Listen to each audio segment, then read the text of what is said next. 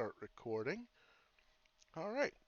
So, welcome to today's CySA CS0-002 study session. If you want to join us in Discord, here's our Discord link. If you want to join on Twitch, here's the Twitch link. So, with no further ado, these are all handcrafted questions by me. I've looked over the internet looking for questions. I've taken some and changed them up a bit, but they should all be new content. So let's see how we do.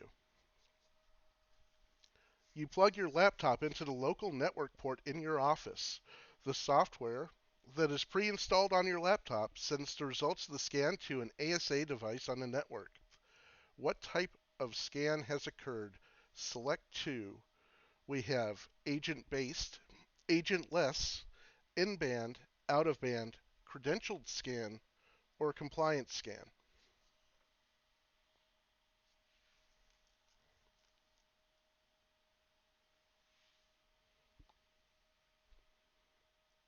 I'm going to say agent-based compliance scan. My reasoning being the software would be an agent, and if I recall correctly, ASA has to do with compliance. Okay. Oni, do you have any insight or different? Not that I can think of right now. I'm just Okay. going over it through my head. All right. So in this case, it is going to be agent based because we have software that is pre-installed on my laptop, right? So that's going to be my agent. We're sending the results of the scan to an I guess ASA. it's gonna. I guess it's gonna be in band for the second one. Yeah. So an ASA device Yeah. or Cisco ASA or adaptive security appliance, right, is going to be in band. So the answer is going to be A and C. I've written up an explanation, which I will be glad to read. There we go. So an agent-based scan uses a pre-installed program or component on a system to perform a scan. The scan will look for things like misconfigurations, vulnerabilities, and missing patches. An agent-less scan could be something like a port scan from Nmap, where we do not have access to the actual system. Best practice is pairing an agent-based scan with an unauthenticated network scan for maximum visibility into that system. Agent-based scanning is especially useful in situations where there's no one account that holds credentials on all computers on the network. So if we had administrative accounts that are completely different on every computer, it would be a really big pain to try and do a credentialed scan and update all those passwords every time they change. So having an agent there on the computer locally will make that a lot easier for us to not have to manage, I don't know, 50, 100, maybe thousands of passwords. And this scan is in band because it's reporting directly to a security centric device on the network. To be out of band, we would report to a non security oriented device on the network, such as an edge switch. A credentialed scan uses a read only elevated account on the device being scanned, and it does not necessarily use a pre-installed program or component. Uh, this allows us to probe deeper than a non-credentialed scan, and agent-based scanning is usually run by a service account. How did that get down there? It should be up there. A compliance scan looks at specific things and offers a pass-fail on certain data points. We might check to see if we're running the right version of TLS. If we're running maybe TLS version 1.1 and we should be seeing TLS version 1.2 or 1.3, it would fail. And if we were running 1.2 or newer, it would pass. Quick question, Orami. Mm-hmm.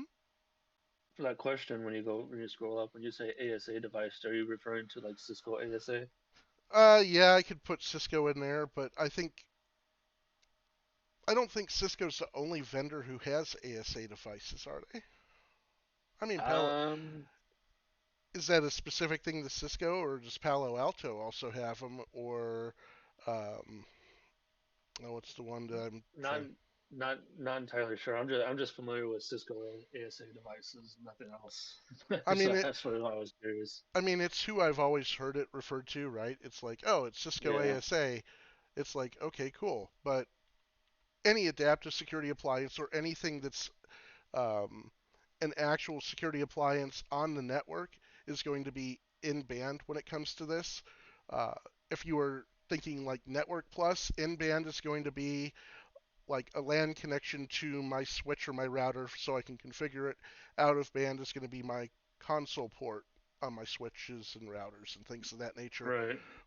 So, it's just one of those things where the only differentiation I've heard between in band and out of band is that in band is actually like the security device, and out of band is anything else. So if I'm communicating to like an edge switch, okay, that's out of band. But if it's going directly to that security thing, that's going to be in band. It's Alrighty. Thank you for clearing that up. so it sounds like it's sending directly to that ASA. It would be I guess you'd have to be in a specialized plug for that because most of your plugs in the building are going to go to a specific um, edge switch for that office or that VLAN. So yeah, looks like we lost Dax. Oh, I'm back. I Oh, just had a call. okay. Sorry. You are. Oh, jeez. Well, that didn't help. I scrolled too far. You are assessing a computer and found that malware has been installed from a USB drive. Where would you look to see when the USB was first plugged into this Windows workstation? Would that be the setup API log, the registry, the system log, or this is not stored on Windows systems? Kind of a give me, or gimme. No, I first read that as Senpai log, then set up Poppy log. Still, though, I would go with set up API log. Yeah, that is correct. Right. Oh, So, and we can find when it was first mounted on the system, and that setup API log is found in the Windows folder, INF folder, and then setup API.dev.log. And the entry is actually going to show it as a section, and it'll say section start with the year, the month, and then the day, and then a time, and I'm guessing that's like fractions of a second. The registry will show us the USB devices that have been plugged in, but not an install time or date. The registry will have some data. I'm not even sure what the data is. I didn't go digging too far, but when I pulled up the registry, it had like hex data stored in, you know, like a single variable, and I just maybe there's stuff there, but it looked more like maybe the vendor and some other like hardware specific stuff, not the time it was installed and what driver it was using or something. And system log is a record of OS events, and it contains information such as startup messages, system changes, unexpected shutdowns, errors, warnings, and other important processes. That makes me think something that I would use to view the system log on Windows would be Event Viewer. And Windows, Mac, and Linux all generate system logs. Alrighty. Let's try not to go too far. I'm going to click down. I think it has another. So your current company is moving from an on-prem to an IaaS cloud-based hosting service. Management is concerned about data remnants when we move from one host to another in the cloud environment. How do we mitigate the possibility of leaking data? Would we purge the drives before moving to a new VM? Would we mask the data? Would we use FDE, or would we store the data in a SHA-256 or MD5 hash? Follow age? Since when am I? Oh, geez, I don't know, man. RimWorld, maybe. Well, I like to use process of elimination, so I'm going to throw out mask the data. Um, Masking is going to replace sensitive data with a non-functional placeholder. So if we needed to use the data on the target system, that might not be optimal. And storing the data in a SHA-256 or MD5 hash, well, that'll give you a unique identifier, but it's not going to give you the ability to recover that data from just the hash value. So I would throw B and D out of consideration. That leaves us with A and C. Reread the question. They're concerned about data remnants. Probably A, purge the drives, but one's that's confusing me here is purge the drives before moving to a new VM. But it says right here when we move one host to the cloud environment, how do we mitigate? I think I'm just misunderstanding the question and answer.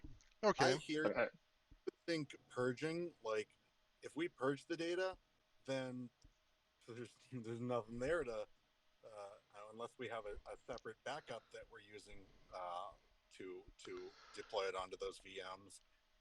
I think the best option is going to be FDE because purging data would basically get rid of our data, but FDE, full device or full disk encryption, it's going to encrypt our data, allowing us to be reasonably assured of its security while it's transitioning from one environment to another. yeah, I think you might be right. I guess I kind of worded it oddly, but so we're moving from on-prem to cloud, right? And we have an infrastructure as a service cloud-based hosting service that we're going to. Um, our management is worried about data remnants while we're in the cloud. Like when it was on our equipment, okay, so there's still stuff on our hard drive. That's fine.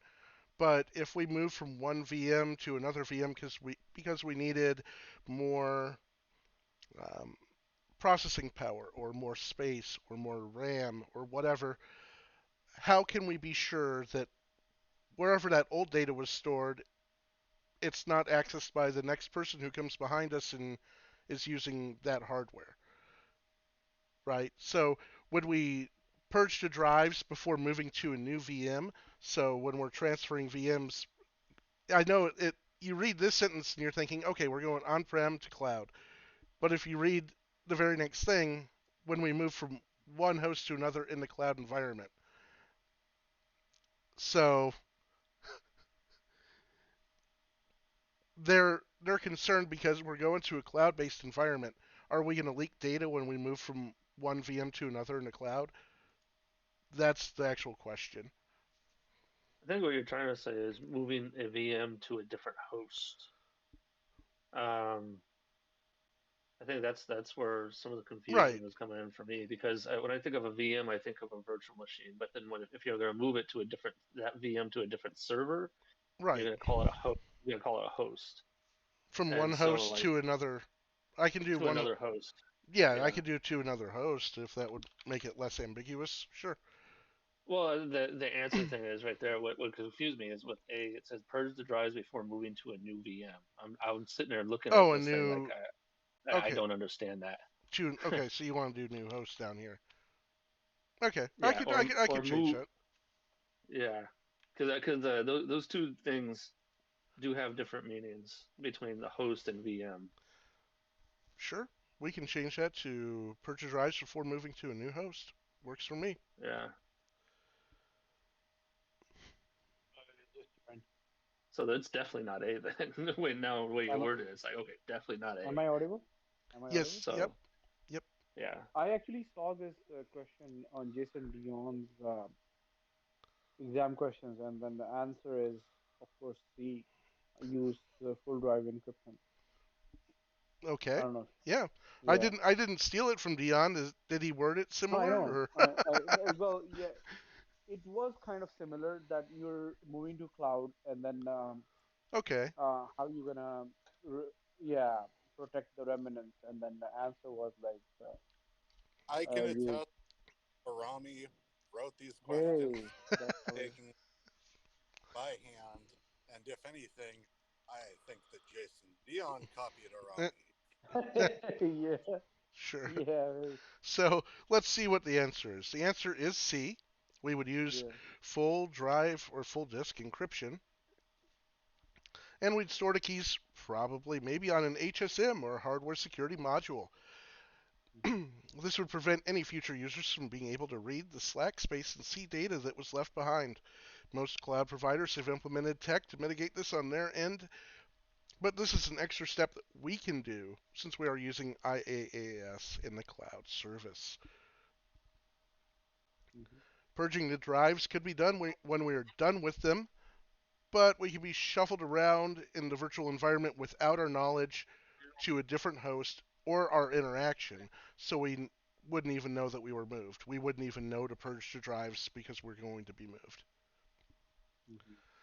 Data masking would still require the data to be stored somewhere, possibly in the cloud, right? It might we might have our servers on-prem, but it would still have to be stored locally whenever we're working with that data. So it would still expose data. And if we store the data as a hash, we cannot get the data back since the hash is one-way function. It would let us verify that the data has, आमना बेटे huh? मामू ने जाना है, पापा ने बस shower लेना. Oh, sorry, sorry, Oh, sorry. no problem. But it would let Yeah, us I know you're verify. recording, so. No problem. It would let us verify that the data was unchanged, but would not help us keep the data from leaking out of our control. All right. I'm gonna.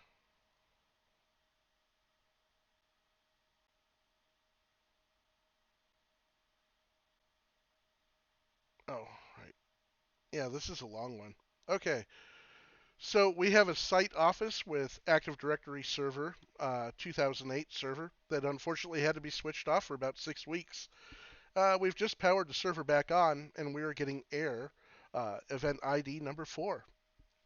The error reads, the Kerberos client received a KRB underscore AP underscore error underscore modified error from the server $1.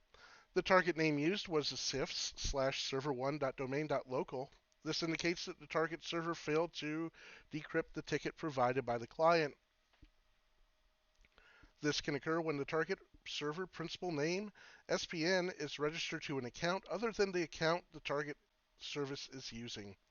Please ensure that the target SPN is registered on and only registered on the account used by the server. What environment should we look at? Would that be the DNS server, the firewall, the domain controller, or the CRM server? It's a domain controller kind of issue. It's like Kerberos. Um, it's a ticket generating service, and then ticket granting service, and then there's a mismatch. So yeah, I would look at the logs of the Windows AD, and Okay. trying to go from there. But let's see what others are saying. Uh, Dax is here. Dax is the wise one. Nope, Dax left again. Oh, So, who else is here? yep, Oni's here. Oh, King in Black is here now. Hey, King, this is being recorded and streamed to Twitch. So, Hey, what's up?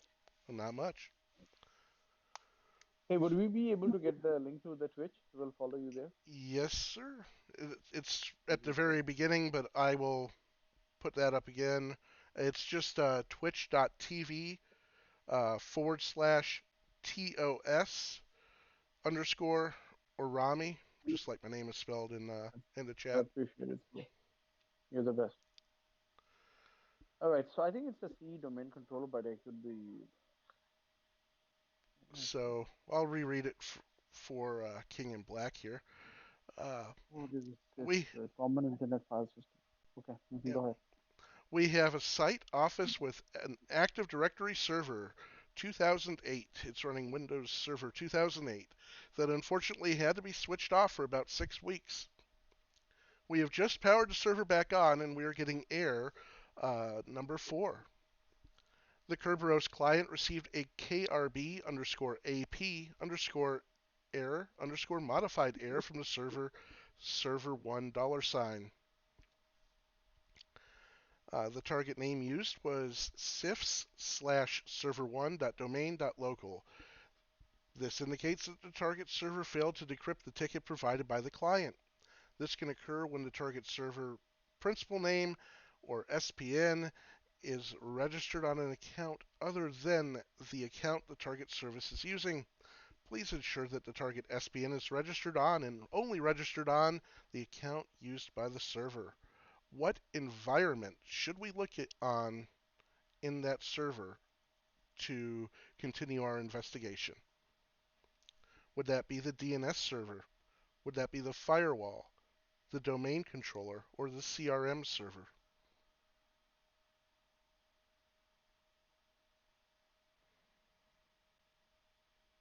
I think it might be the domain controller. Okay.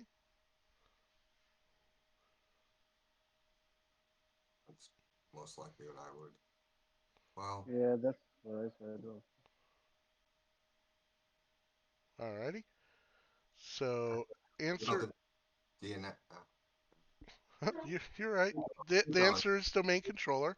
Okay, and here's the whole little explanation. So a Windows domain controller hosts Active Directory and normally also hosts Kerberos as well by default. So if you install Active Directory, um, you see Kerberos gets installed as well. Like when I installed it in Server 2012 R2, boom, Kerberos is already there. The firewall controls what traffic is allowed through on specific ports, and you can set it to block or allow traffic going through to the domain controller, the CRM, or any other system if the traffic is passing through the firewall. But Kerberos does not reside on the firewall, so it would not be there. A DNS server is used to resolve fully qualified domain names to IP addresses while used in network communications. It does not provide the Kerberos service. We could be running the DNS server on the same hardware, but I've kind of split these things apart for this question. And a CRM server hosts software that helps manage, track, and store information on your current and potential customers. While some customers might have limited access to your uh, networking, maybe network, depending on what your company does, this server is not the home of Kerberos. Alrighty. And then our next question is, you are developing a report to support threat intelligence and identify if multiple incidents are linked together. The report needs to include the latest incidents and what phases the attacks were in. Which of the following frameworks would be the best to use? Would that be the Diamond model, the MITRE ATT NCK, the I have, Cyber Kill Chain or the NIST framework? Which one would we use? You're developing. I think it's a MITRE because it's the keyword is like latest in incidents and I agree. I think phases. it's B. MITRE is the most comprehensive actually. Okay, we got 2 for MITRE, and Yeah. SEAL chain is rec reconnaissance, weaponization, delivery, exploitation, installation, command and control, act on objectives. That I remember by heart. Because I passed the so Palo Alto is using it as a reference. And diamond is like uh, adversary comes and then it goes to the capability and does stuff to victim and it takes over the infrastructure.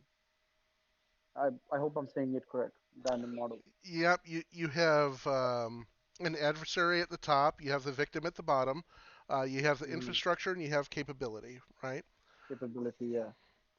So in this case, the MITRE.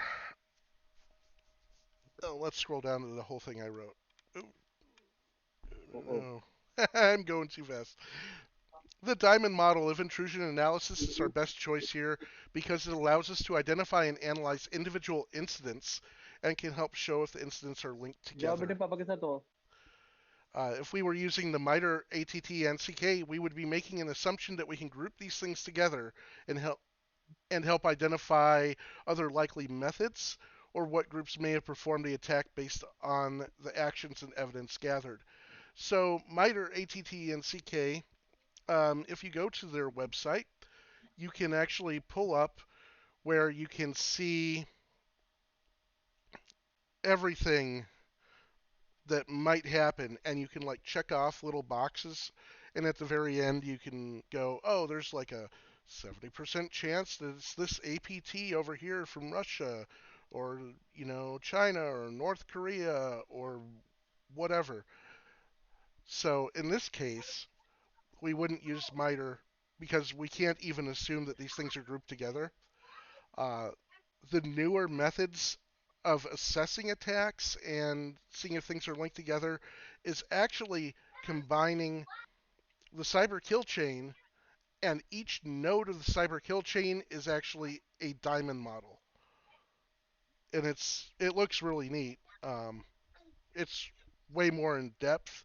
Uh, I think between that and the cyber kill chain, getting when that finally evolves a bit more, we'll actually see a lot more um, in depth of what the attacks are that we're dealing with on a daily.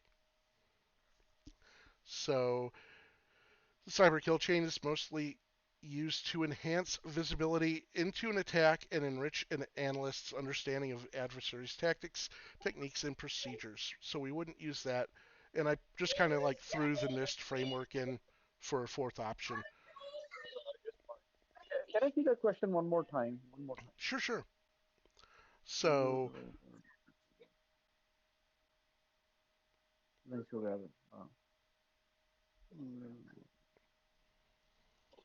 Okay. so the That incident was would just the incident would tell us, um, we had an adversary who attacked the CRM server, um, and their capabilities were uh, they just ran off-the-shelf SQL injection from Metasploit, something like that. But if I see something over here that's like, oh, this attack used a bunch of homebrew code that we haven't seen before, and it, made its way past our IPS, and it didn't trigger our IDS either, or anything, then we might go, oh, well, these things probably aren't the same person.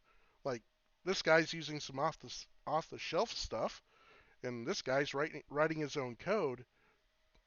I'm thinking maybe 2 different people. Okay, so one of my favorite questions. Oops, don't want to scroll too far. Given the following ports, identify the service that runs on each. identify if the service is secure, and determine the overall primary function of the system. We are given port 22, port 80, port 139, port 443, and port 445. I have a semantical or terminological question. A mutual friend of ours recently suggested to me that the use of was not as accurate as saying protocol. Um,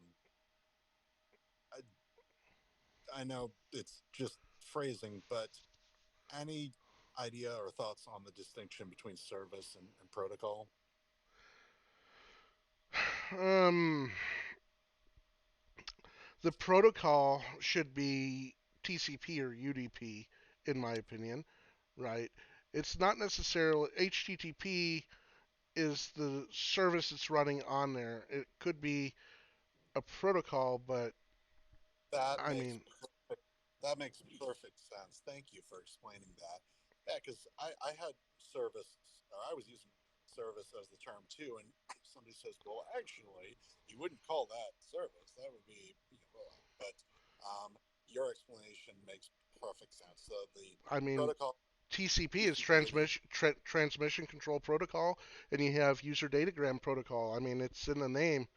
That's yeah, technically what the protocol is, right? It's either um, connection oriented, which is TCP, and we're guaranteed that the data is going to get there, or it's UDP, where it's connectionless, and we shoot that data out there to the port.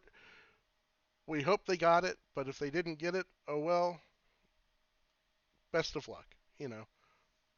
makes perfect sense. Thank you for clarifying. Hmm. All right, so let's see. Port 22. Hey, that trick. I can think of at least three services that use port 22. Sure. So we've got SSH for secure terminal. We've got SFT, secure file transfer protocol, um, which uses SSH. And then we've got SCP, secure, contain, protect, the foundation you want to refer to if you're looking to contain anomalous entities and objects, or in this context, secure copy. Okay. And all three of those would be secure. Alrighty. Port 80 is going to be plain Jane HTTP hypertext transfer protocol, Yep. and that is not secure. Okay. I'm blanking on 139, so if Warrior or Oni want to help me out, I'd welcome it. But I would imagine it's NetBio. NetBIOS. Net BIOS, Windows, Nice. Okay. and Is it? Do you know what type of NetBIOS it is? Net BIOS, Net GUI, Yeah, Net, but Net BIOS Extended User Interface. is it name, datagram, or session? Datagram. Session. Oh, session. Sorry. Is it secure? No, it's not. Okay. What about 443? What is 443? Hypertext Hyper. Yeah, go. transfer protocol secure. And as the name implies, that would be secure. Bonus points secured using TLS, security, formerly SSL, Secure Socket Slayer. And how about 445? SMB. Server S. message block. Yep. Is it secure? I no. You almost laugh. Okay, well, that's good. So, what do you think this computer or this server does? I think it sits like common internet file system or like files, uh, not FTP, but file sharing. Okay, yeah, you're looking at 139 and 445 and saying it might be file sharing. Okay. Yeah. Any other guesses what this thing might be doing? Uh, um, yeah, not coming to my mind. Anybody else? Yeah, typical Windows computer, by the way. A combination of 139 and 445. Yeah, it's pretty typical for Windows to have those open. And I will always get confused with the 137, 130. 138, 139. Yep. Yeah. Yeah, it's so if you want to keep those in mind on how to keep them in order, um, when you're talking to someone, the very first thing you would do is you'd introduce yourself. You'd tell them your name. So that's 137. And then you'd say, "Hey, how's it going?" You'd try to start having a conversation. If you just like met each other, "Hey, I'm John. Hey, I'm Amir, whatever." Shake hands, and then, "Hey, nice weather today, isn't it?" And the guy might ignore you because he doesn't like small talk. So that's like a UDP type thing. That's port 138 datagram. Mm-hmm. And then 139, he replies, and you guys are talking back and forth. You're listening to what he says, then you give a reply based on the thing. So that's more like having a session. Mm-hmm. That So makes sense. that's kind of how I think of it. The very first thing I do is tell him my name. Um, the second thing I do is going to be, you know, hey, we're having a CySA plus study group. And then some people are going to go, nope, don't want to see this. They're going to close out of Twitch real quick. And then, the people who stick around, we have a study session. So, So it's kind of like, hey, I just met you and this is crazy, but here's my number. So let's have a session maybe. uh, I guess so. I'm pretty sure 138 is also UDP. That's how I remember it. I'm pretty sure 139 is TCP. I'm trying to think if 137 is UDP or TCP. Name has to, well, it's a response usually, or an announcement type. I'd have to look it up, to be honest with you. But could this also be a web server?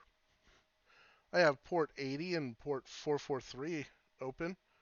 Um, I could be using SMB and NetBIOS to move web content from a development computer over to the web server.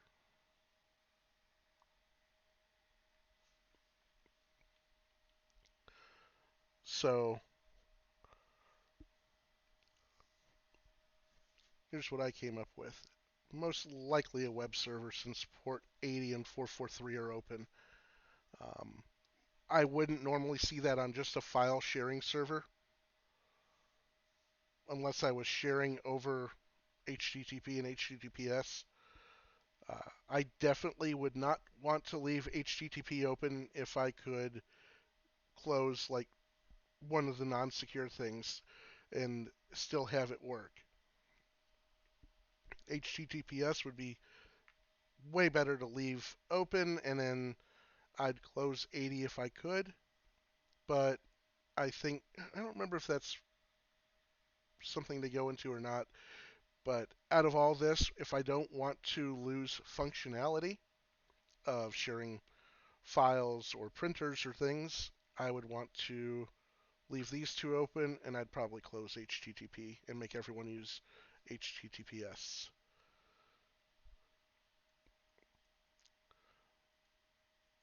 Okay, what is the best command you can use to find the IP address of another computer named printserver.local on the LAN you're connected to from a command prompt on your computer? B. NSLOOKUP? Yeah, NSLOOKUP.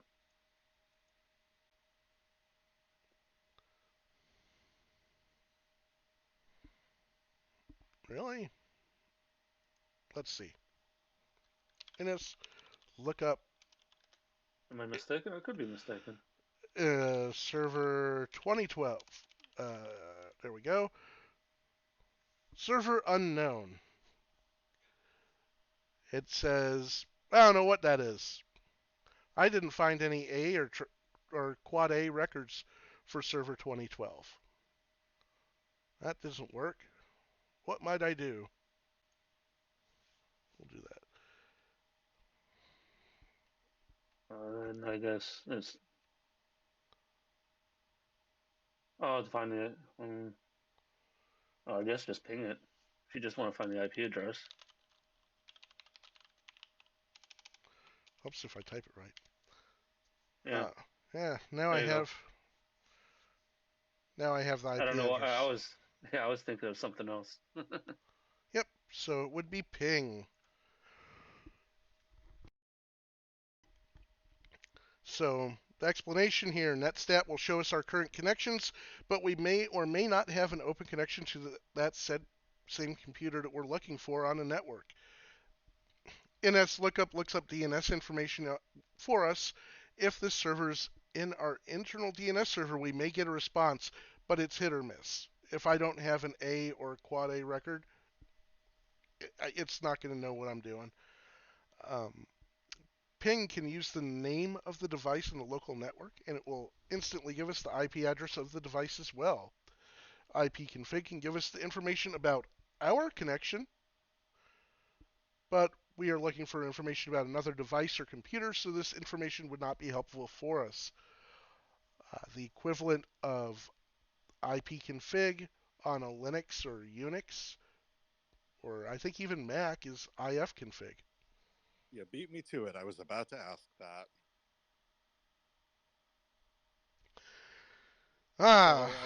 Oh, go ahead. Where do we get the term ping from? Ping pong, I guess. Nope. The sound a submarine makes.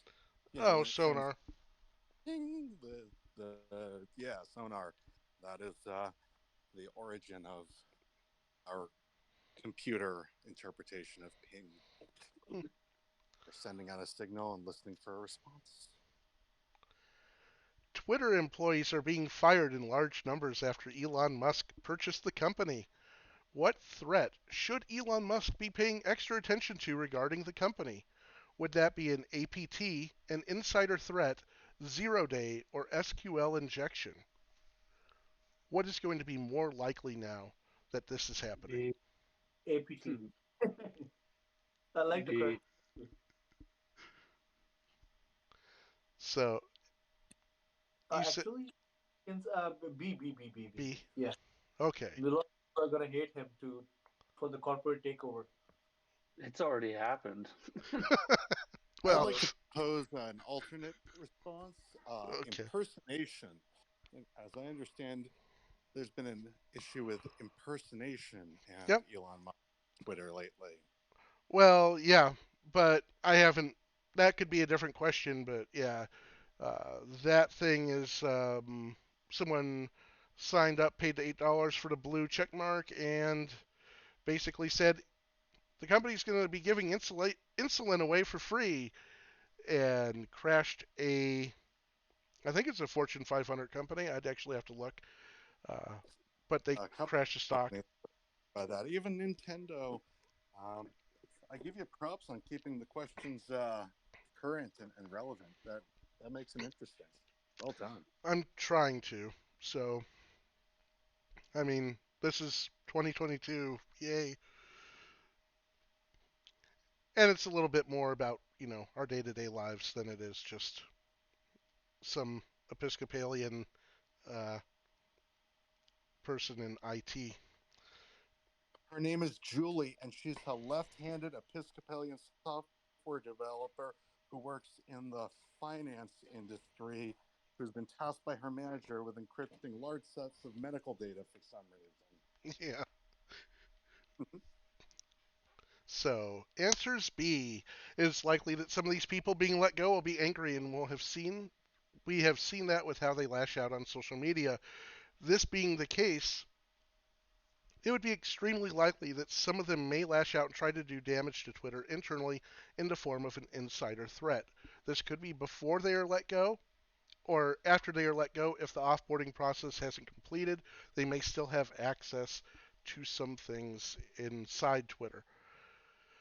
This wouldn't be an APT, which is an advanced persistent threat, which is usually associated with the nation state level funding and long-term operations. But no one I sent this to caught these typos? Jesus. Zero-day threats are always dangerous, but it isn't more likely or less likely with the current events going on. And SQL injection, again, it's dangerous, but the likeliness of this happening has not changed based on the situation. Alright, we have been tasked with performing passive enumeration of a client system before the main pen test. What techniques might we use to gather information about the target network? Select all that apply.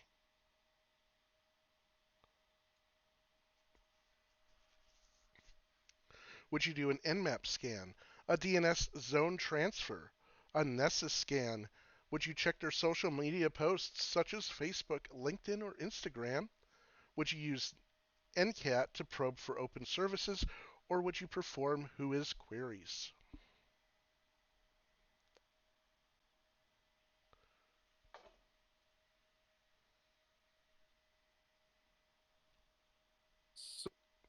I'm So thinking D. I'm thinking D and F because you want passive enumeration. We don't want to do Nmap because that's too loud. So noisy. would yeah. So would NCAT. Okay. Nessus. Nessus. I'm not sure about Nessus. I mean, you know, vulnerabilities is really what we're looking for. We want enumeration recon, and also, can a Nessus scan be detected? Oh, I think it can on Yeah, by I a think it can. sophisticated for it. So Nessus, I'm gonna throw out. So that leaves us with what? Um, I think that's it. Definitely on DNF. Yeah, excellent. So DNF, that's the final Yeah, answer.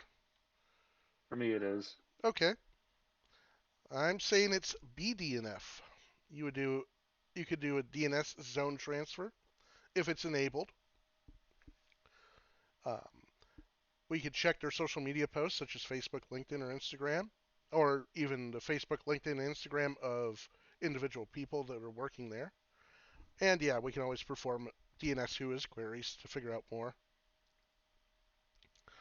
Nmap, Nessus, and NCAT will all actively connect to the target, which may or may not alert them to our intent or actions. DNS zone transfer will copy the DNS file from the target, but we are allowed to look at the DNS file, and it is publicly available.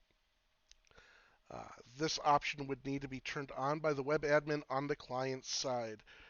So if they're replicating their DNS record um, with DNS zone transfers, they might not actually catch this. It may not set off any bells or whistles just because it's a normal thing that happens. Social media posts are a great way to gather information about a company and the who's who within it. And sometimes even technology and job postings can give you information like, hey, we're looking for someone with a CCNA. Well, they probably got some Cisco equipment. We're looking for someone who has experience with Palo Alto firewalls, especially this specific model. I bet they have at least one of them. Whois queries may give us extra information about who owns the domain and other publicly available information. And that could give us more targets within the company, maybe to do some social engineering with. Oops, need a space there. Your CySO is worried that people are using similar passwords every time they are required to change their passwords. I.e., the first month they log in, they use password 1, and then They're required to change it next month, and they've changed it to password 2. And the third month, they changed it to password 3. What is the best option to help prevent unauthorized login access to our systems? Would we use AUP, MFA, FDE, API, SDLC, or a stronger password policy? Ooh, this one's tricky. I assume we're only selecting one response. Yep, I'm asking I for the best go option to help prevent best unauthorized op. login. All right, best option, MFA, multi-factor authentication. What do you think, Oni?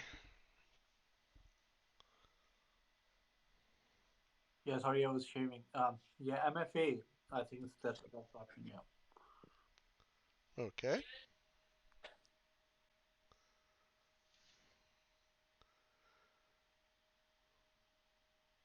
Okay. No problem. So here's my thoughts. I see the question is saying the CySA is worried about people using similar passwords, password 1, password 2, password 3.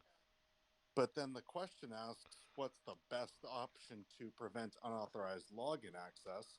And while the company should have maybe a better password policy, um, the MFA is the thing that's really going to be superior, at least to any kind of password policy, because that's just one factor by itself. Right. Exactly. Yep. So, yeah, I kind of threw that stronger password policy in there thinking, maybe I could get someone with that, right? Uh, but yeah, so we have authorized use policy, multi-factor authentication, full disk encryption, API, which is application programming interface or programmer interface, something like that. SDLC, software development lifecycle, and stronger password policy. You guys were right. You said B. It is definitely multi-factor authentication. That's going to be the best thing I can do to prevent unauthorized login access to our systems. Like, even if they can guess the password, if you don't have your phone to get you know, the little code, you can't use it. If you don't have the little RFID tag or the smart card, yeah, you're not getting in the system.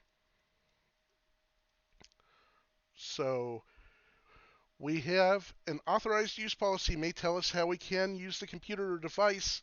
It doesn't have anything to do directly with the password policy that we would use.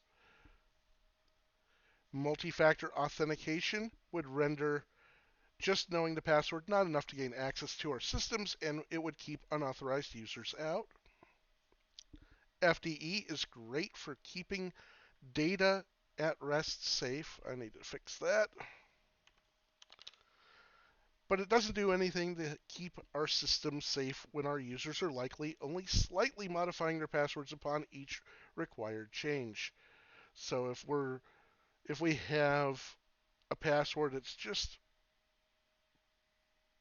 barely changed, it's not going to do anything. It's not going to help with that, right?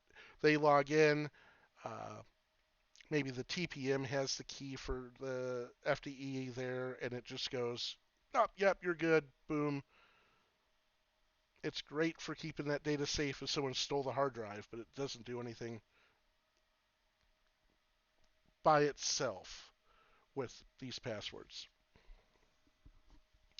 An application programming interface, or API, is the way for two or more computer programs to communicate with each other. It's like the interface that you would use to maybe do um, graphics. You would have a library that has an API, and you can call functions from that so you can get things to draw on the screen nicely. The SDLC is a structured process, possibly using Agile, Waterfall, RAD, or Spiral, or one of the many other processes that are out there. And a stronger password policy may help prevent unauthorized access, but MFA would be our best choice, and this is probably our second best choice that is available. What time is it? 5:08. Do you guys want to do one more, or are we good? I know I started a little bit late. I just figure we have time for about one more if you want to do it. Yeah, let's go for it. Yeah? Just real quick, because I didn't see the question. I got involved in Okay, something else. So I sure. just want to read it real fast. And let me. Got it. Okay. Yeah, I already saw what the answer was. I never got to see the question. Oh, I got okay. it now. Thanks. Yep. Yeah. So we want to verify that the sending server is allowed to send emails from our domain. What file would we check on our DNS server? Would that be the smime file, the SPF file, the dkim file, or the mx file?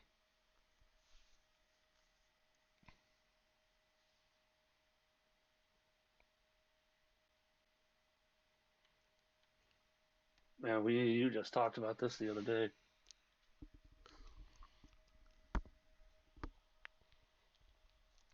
I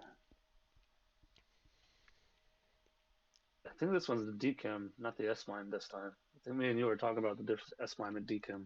I think this one might be DKIM. Okay. You got one for C. Dax, Warrior, any ideas?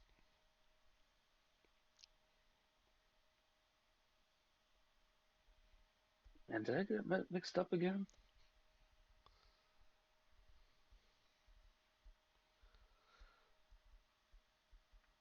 Hopefully I didn't mix it up. I think this is something that people configure one time and then they never really touch it again.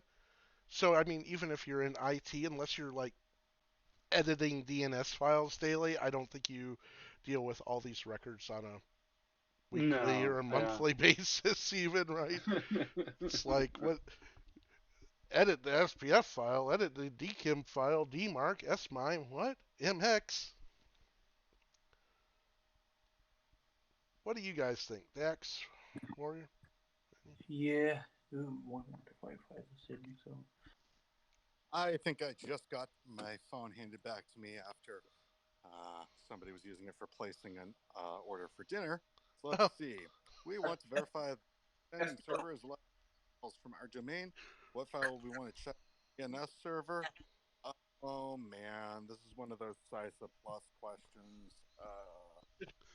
So smime would be the extension we'd add on to add security to our emails. Not that. MX is mail exchange. I know SPF and DKIM and like DMARC are flag, I want to say. So, what file would we check? I don't know that the MX is a file as much as it's a type of, it's a mail server. record. So, um, I'm gonna say DKIM, but that's just I've narrowed it down to SPF and DKIM. Yeah, I'm saying it's DKIM as well. Excellent. all right. Warrior, what are your thoughts? Want to verify sender server. I think it's sender server, right? It's a sender privacy framework. I mean, I'm not too sure, but I think I'll go with B. I'll stick with it. Once I go with someone, I Okay. don't. Well, that's good. I've gotten you guys to split on the answers. That's good. This was something I wrote, so it's actually useful. It is actually B. Yes. Yes, it is B. I went through and did a large, like, page-long rant. So, SPF, which is a text file on the DNS server, will list what servers are allowed to send emails for the domain. We can specify this with an IPv4, IPv6, or a URL address. Usually, when we use the URL address, we're using a third party to send emails. Here's an example of what you would find in your SPF file. You have version equals SPF1, and we're listing IP version 4 and an IP that we are approving to send email, another IPv4 that we're approving to send email, and an IPv6 that we are approving to send email. We can also include a thirdparty.com, and then we have minus all.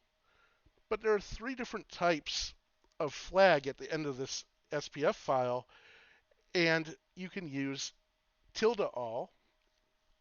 It's a soft fail. It will allow the mail to be received because the receiver is checking this, right? They're going back and checking the SPF file on our server, on our DNS. So it'll allow the mail to be received, but it will show that SPF has failed in the header. Minus all is a hard fail. The receiver will reject the email that's sent, and it'll set that being failed SPF. And plus all is like not having an SPF file at all. It just lets anyone send mail, and it's always approved. It says, yeah, anyone can send from my domain. I'm not spam, but anyone can send from here. It's cool. S-MIME would not verify our server, but it does offer encryption and a digital signature for our message. It allows us to have authentication to help validate identity of the individual sender and partially the organization, but we mostly rely on DKIM for uh, validating the organization. It also offers non-repudiation, which means the sender cannot deny that they were the person who sent the email. DKIM allows the receiver to authenticate that an email was sent by a specific domain and authorized to be sent by the owner of that domain. The way we do this is DKIM is domain keys, right? So that key is a public-private key. We publish the public key in the DKIM file, which is also a text file, and we encrypt the email with the private key. So when they get it, they can say, okay, let me go back. Well, only this domain has the private key, and their public key unlocked it, so I know it definitely came from my domain. And the MX record just directs mail to a mail server, right? This is telling me, oh, yeah, you're sending mail to yahoo.com. Yep, that resolves to this IP address over here. It has nothing to do with validating or verifying anything. Another typo. About the email sender or domain. Alrighty. So that will do it for our session today. Um, I know it didn't go perfect, but hey, Hey, what can you thank you. say? It was more than a perfect, brother. So Great. Thank You you.